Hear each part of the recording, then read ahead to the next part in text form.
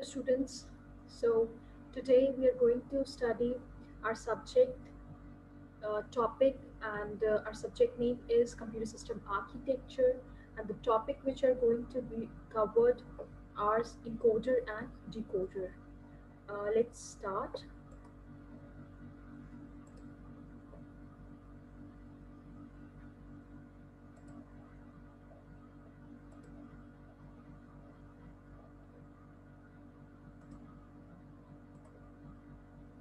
So subject name is computer system architecture, and topic is decoder and encoder.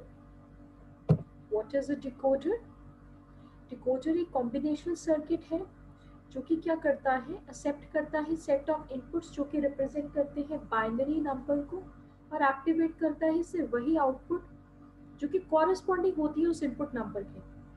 बाकी सारे output जो है वो इनएक्टिव रहते हैं उस वक्त पे। हमारा फिगर 1 जिससे मैंने नाम दिया हुआ है वो ब्लॉक डायग्राम बताता है डिकोडर का, ठीक है। और वो मैं आपको हम देख सकते हैं आगे जाकर नेक्स्ट स्लाइड में। उसके अलावा इसमें नोट करने वाले पॉइंट्स ये हैं कि हमारे पास टोटल इनपुट कॉम्बिनेशंस कितने होते हैं। अगर मान लो हमारे पास n है, n इनपुट वैल्यूज हैं, तो नंबर ऑफ कॉम्बिनेशंस क्या होते हैं, 2 की पावर n, 2 की power n possible input combinations है। For for each of these input combination only one output will be high, all other outputs are low। कुछ decoder जो है उसमें एक से ज़्यादा इनेबल इनपुट्स जो है वो यूज़ किए जाते हैं ताकि वो कंट्रोल करे ऑपरेशन ऑफ अ डिकोडर। उसके बाद हमारे पास डिकोडर का रिप्रेजेंटेशन,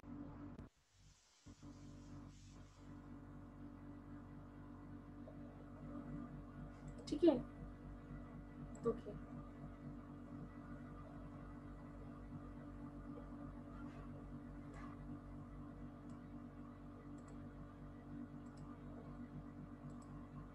ओके, तो हम बात कर रहे थे कि हमारे पास इनपुट वैल्यूज जो है A0 से लेकर AN-1 तक चाहिए, और आउटपुट भी B0 से लेकर BN-1 तक चाहिए। क्यों N-1 लिया और BN-1 लिया? बिकॉज अगर हमारे पास 8 इनपुट है, सपोज 8 इनपुट वैल्यूज है, तो उसकी नंबरिंग कैसे शुरू होगी, A0 से अगर शुरू हो रही है तो वो A7 तक जाएगी। क्यों? क्योंकि 0 से लेकर 7 तक टोटल हमारे पास 8 डिजिट्स बनते हैं, इसलिए वो ए अगर 8 है, N8 है, तो हमारे पास जो नंबरिंग है वो 0 से लेकर 7 तक होगी, ठीक है। ये समझ में आ गया आपको। उसके बाद नेक्स्ट स्लाइड पे चलते हैं। उसके बाद हमने एग्जाम्पल के तौर पे आगे समझेंगे with 2 to 4 line decoder. Block diagram जो है 2 to 4 डिकोडर वो इस तरीके से फिगर 2 में दिया गया है। ए और बी इनपुट्स हैं, और number of possible input combinations कितने हैं, 4। कैसे पता चला, 2 की पावर 2 इक्वल्स टू 4। आपने हमेशा याद रखना है अगर कितने भी इनपुट्स हों उसके नंबर ऑफ पॉसिबल जितने भी इनपुट्स, जैसे कि अगर 2 है, 4 है, 6 है या 8 है, अगर वो 2 और नंबर ऑफ इनपुट कॉम्बिनेशन निकालना है तो 2 की power that n value, n की वैल्यू अगर 2 है तो 2 की पावर 2 4 को इनपुट कॉम्बिनेशन, n की वैल्यू 3 है तो 8 इनपुट कॉम्बिनेशन, n की वैल्यू 5 है तो 32 इनपुट कॉम्बिनेशंस होते हैं, ठीक है, depending upon the value of n। उसी तरीके से नंबर ऑफ आउटपुट कॉम्बिनेशंस क्या है, 2 की power 2 equals to 4, total 4 combinations हैं, ठीक है।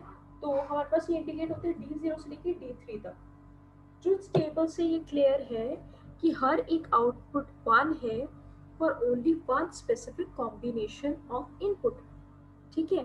अभी एक स्पेसिफिक कॉम्बिनेशन जो इनपुट, उसके लिए हमारे पास पर्टिकुलर जो आउटपुट है वो 1 आता है, ट्रू वैल्यू उठाता है।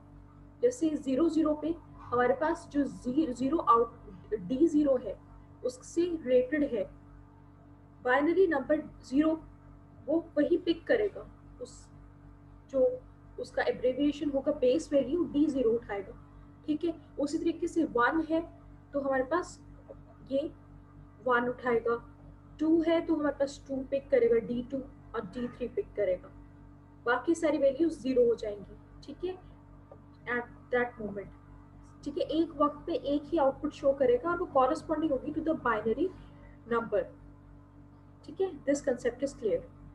नेक्स्ट व्हाट कम्स इट, अब नेक्स्ट आता है बूलियन एक्सप्रेशन।